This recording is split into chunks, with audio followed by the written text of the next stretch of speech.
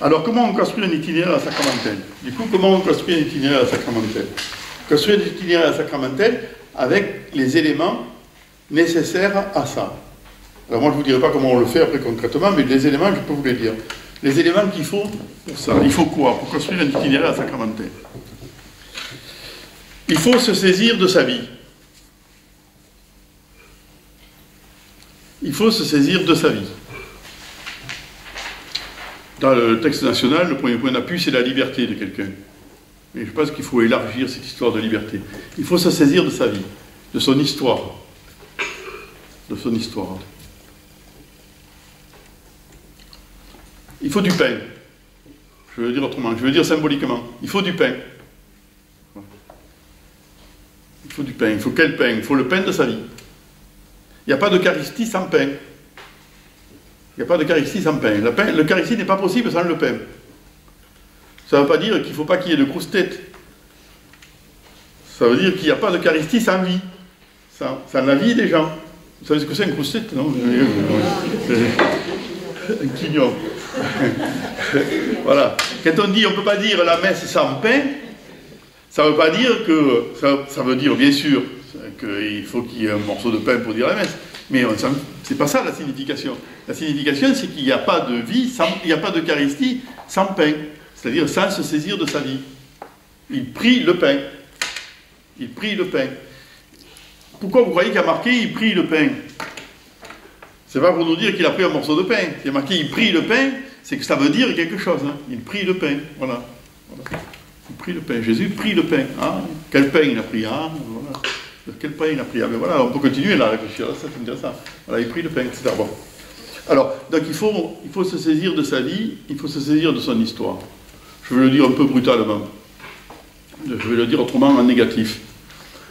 Une catéchèse ou un itinéraire, une démarche catéchuménale dans laquelle la personne n'y est pas avec sa vie, ne peut pas se saisir de son histoire et ne peut pas la raconter, elle n'apportera rien. Alors après vous mettrez quelques bémols, mais en gros, pourquoi je dis ça? Parce que Dieu se révèle dans l'histoire. Dieu se révèle dans l'histoire. Dieu parle dans l'histoire. Dieu parle dans l'histoire de quelqu'un. C'est la révélation chrétienne. On n'est pas musulman, c'est la révélation chrétienne. La révélation chrétienne, Dieu parle dans l'histoire. Il ne parle pas que dans le livre. Ceux qui croient qu'il parle dans le livre se rapprochent plutôt d'une conception coranique de la révélation. Il parle dans l'histoire. Il se révèle dans un patriarche qui commence à être un peu flagada, et sa femme aussi, ils n'ont pas de petits. Voilà. C'est ça le problème. C'est comme ça que se vit la révélation. Et il parle toujours dans l'histoire des gens, dans les événements. Il parle dans les événements de nos vies, dans du court terme ou dans du long terme. Voilà. Si cette dimension-là n'y est pas, je ne sais pas la catéchèse. C'est pas la catéchèse. C'est pas du catéchuménat. Je vois des tendances d'accompagnateurs de catéchuménat à enseigner les catéchumènes. À enseigner les catéchumènes. D'abord, ça veut dire qu'ils croient qu'eux, ils savent beaucoup de choses, ce qui est quand même déjà un peu présomptueux, et qui ne correspond pas d'ailleurs aux orientations du texte national. Et deux, les pauvres catéchumènes, ils ne peuvent pas en placer une. Ils sont obligés de se taper le discours de l'autre qui en plus il ne comprend pas grand-chose. C'est terrible, comme itinéraire. C'est ascétique au possible. Je ne sais pas comment ils font pour durer, enfin bon, passons. Et voilà. Donc il faut parler, il faut son histoire. Et Dieu, et l'histoire, la nature de l'histoire. L'histoire, ce n'est pas que des événements. C'est des événements qu'on se raconte. C'est des événements qu'on se raconte. Il faut qu'il y ait du récit sur l'événement. Il faut en faire le récit de ce qu'on vit. Il faut pouvoir prendre la parole dessus. Vous remarquerez le nombre de fois où Jésus donne la parole à des gens. Pour qu'ils racontent, qu'ils fassent le récit, qu'ils aient une parole personnelle. Voilà. Il faut en faire le récit. C'est Ricoeur qui dit ça, hein. C'est Ricoeur qui dit des choses comme ça, sur l'importance du récit comme constitution de l'histoire. Voilà. Donc pour faire un itinéraire catéchuménal, il faut du pain. Il faut du pain, ça c'est la première chose. Et donc permettez aux gens, quel que soit leur âge, de raconter leur vie. Ils ne perdront pas leur temps. Hein. Voilà, le deuxième élément qu'il faut pour construire un itinéraire catéchuménal, c'est un itinéraire sacramentel, c'est les Écritures. Il faut ouvrir les Écritures. Il faut ouvrir les Écritures. Les Écritures ne sont pas que la parole. Hein. Vous ne comprenez pas les Écritures et la parole non plus. Il n'y a pas une conception coranique des Écritures. Hein. Les Écritures et la parole, c'est pas la même chose. Les Écritures, c'est les Écritures. Mes Écritures saintes, ma Bible. Voilà, les Écritures. Et mes Écritures, elles ont vocation à devenir parole. Et elles deviennent parole quand elles parlent. Quand je crée les conditions favorables pour qu'elles parlent. Oui. Sinon, c'est des Écritures saintes. Voilà. C'est des Écritures saintes. Et les Écritures saintes, elles ont vocation à devenir parole. C'est pour ça que quand on les proclame, on dit acclamons la parole. Parce qu'on les a proclamées, on les a lues, on les a annoncées, on les a dites. Voilà. Alors là, elles ont vocation à devenir parole. Et vous savez bien, des fois, vous avez l'expérience des Écritures qui deviennent parole. Vous lisez un texte, tout d'un coup, vous dites, mais c'est pour moi aujourd'hui, ce truc-là. Bon. Tout d'un coup, il y a quelque chose qui s'éclaire, etc., etc. Bon, ça, c'est quand on s'en rend compte. On ne s'en rend pas toujours compte, mais parfois, on s'en rend compte qu'il y a des événements de parole qui se produisent.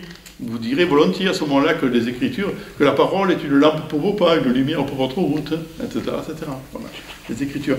Mais ça suppose de les ouvrir, d'ouvrir les Écritures et de les laisser parler. Là aussi, je m'inspire aussi beaucoup du texte national en disant ça. On ouvre les Écritures et on les laisse parler et on ne commence pas par donner sa propre lecture à soi. Parce que ce que l'Écriture dit à quelqu'un n'est pas nécessairement la même chose que ce qu'elle dit à quelqu'un d'autre. Et je ne suis pas obligé d'imposer des lunettes obscures à quelqu'un qui peut-être pourrait y voir clair, sans moi. Voilà. Donc on laisse parler les Écritures. Quand on voit ça avec des catéchumènes, c'est assez extraordinaire. Je n'explique jamais un texte, bien sûr. Je donne le texte tout de suite. On dit, bon, aujourd'hui on prend ce texte, voilà, on prend ce texte. Alors, qu'est-ce que ça te dit? Voilà.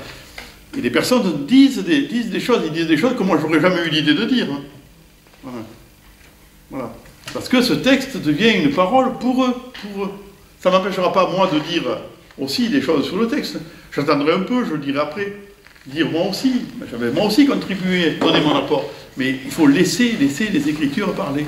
Laisser les Écritures parler. Ne pas les enchaîner, les Écritures. Ne pas les enchaîner, les laisser parler. Les ouvrir et les laisser parler.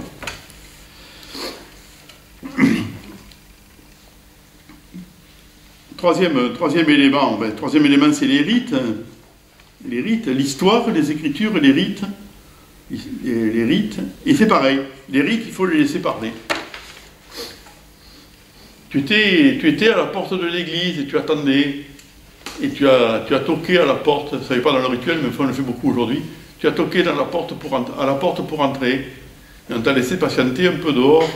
Et puis après, tu es rentré. Et comment tu l'as vécu, ça? Voilà. Pas la peine de lui expliquer que la porte, c'est avant la porte, c'est dehors, qu'après, c'est dedans. Le type, impossible, il est pas sourd, il s'en est rendu compte qu'il y avait le dehors et le dedans, et une porte entre les deux. C'est assez fréquent.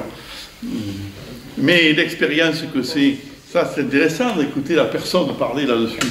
Comment elle a vécu, etc., etc. Du coup, il faut bien les vivre, les rites. Hein. Pour qu'ils parlent, il faut bien les vivre. La dernière fois où j'ai fait ça avec deux jeunes femmes catéchumènes, il faisait un peu froid, je les ai laissés un peu macérer dans le froid quand même. Je n'ai pas ouvert trop vite la porte quand même. Pour que ça rappelle, quoi. Voilà, les rites, ils parlent les rites, mais il faut évidemment bien les célébrer pour qu'ils puissent parler. Il faut bien les célébrer. Et ainsi, ils inaugurent chacun des temps de la démarche. Voilà. Ils sont au début. Donc, chaque fois, après un rite célébré, en catéchèse, pas toujours, mais en catéchèse. Après un rite célébré, toujours le temps de la mystagogie. Le rite est premier, Et on revient sur le rite. Et on revient sur le rite. Si les gens n'ont pas grand-chose à dire, ils n'ont pas grand-chose à dire, c'est pas la peine de leur tirer les verres du nez. Mais s'ils ont des choses à dire, il faut que ça puisse se dire. Voilà. Et puis à partir de ça, alors on peut déployer tel ou tel aspect du mystère, une petite chose, voilà, des petites découvertes qu'on a faites, voilà. On va en percevoir des aspects, on ne comprendra pas tout, encore une fois, on ne comprend pas l'Eucharistie. Hein. On ne comprend pas l'Eucharistie. Hein. On a beau y réfléchir une vie durant, on ne l'épuise pas. Hein. On l'épuise pas. Hein. Et les gens, souvent, ils disent, mais aujourd'hui, les gens, ils ne comprennent pas les sacrements. Mais tant mieux qu'ils ne comprennent pas les sacrements, il ne manquerait plus que ça. Il ne manquerait plus que ça. S'ils comprenaient les sacrements, ça serait très embêtant. Ça serait très embêtant s'ils comprenaient. Ils auraient épuisé le truc. Ça ne s'épuise pas. Il ne faut pas comprendre. Il faut comprendre. Si, on comprend petit à petit. On comprend des petites choses, on comprend des... voilà. Mais on ne comprend pas du premier coup, ça. On ne peut pas... Voilà. Quand on fait l'amour avec son mari ou avec sa femme, j'imagine que c'est pareil, on ne comprend pas tout du premier coup. Je veux dire, on n'épuise pas le geste la première fois où on le vit. Voilà. C'est des gestes forts qui ne cessent de parler. On va repasser par ce geste-là pour exprimer des choses, mais on n'exprimera pas ce qu'on a envie d'exprimer, on exprimera plus que ce qu'on a envie d'exprimer, et autrement que ce qu'on a envie d'exprimer. Parce que le geste, le symbole, on ne le domine pas, le signe, on ne le domine pas. C'est pas nous qui nous faisons le geste, mais le geste nous fait plus que ce que nous le faisons. Voilà. Donc il faut se laisser travailler par ça, par le rite. Bon, j'en dis pas plus. Voilà, l'autre point pour construire un itinéraire catéchuménal, c'est aussi la tradition de l'Église. La tradition de l'Église, tradition vivante de l'Église. Hein. Voilà, on s'inscrit dans une lignée. On a des racines profondes. C'est d'autant plus important de le marquer, ça qu'aujourd'hui nous sommes minoritaires, et donc on a besoin encore plus d'être bien planté dans ses racines, quoi, et de permettre à des gens de découvrir ses racines.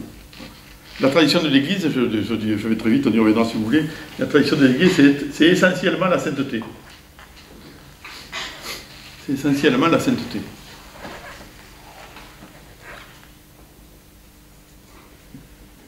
Alors ceux qui ont été reconnus comme tels, il y en a qui ont été reconnus comme tels, c'est bien. D'autres qu'on n'a pas reconnus, qui ont contribué à toute l'histoire du peuple de Dieu, quoi, hein, pas du peuple de Dieu, du peuple chrétien. Voilà, toute l'histoire du peuple chrétien, mais voilà, c'est ça la force vive de la tradition, c'est une histoire de sainteté.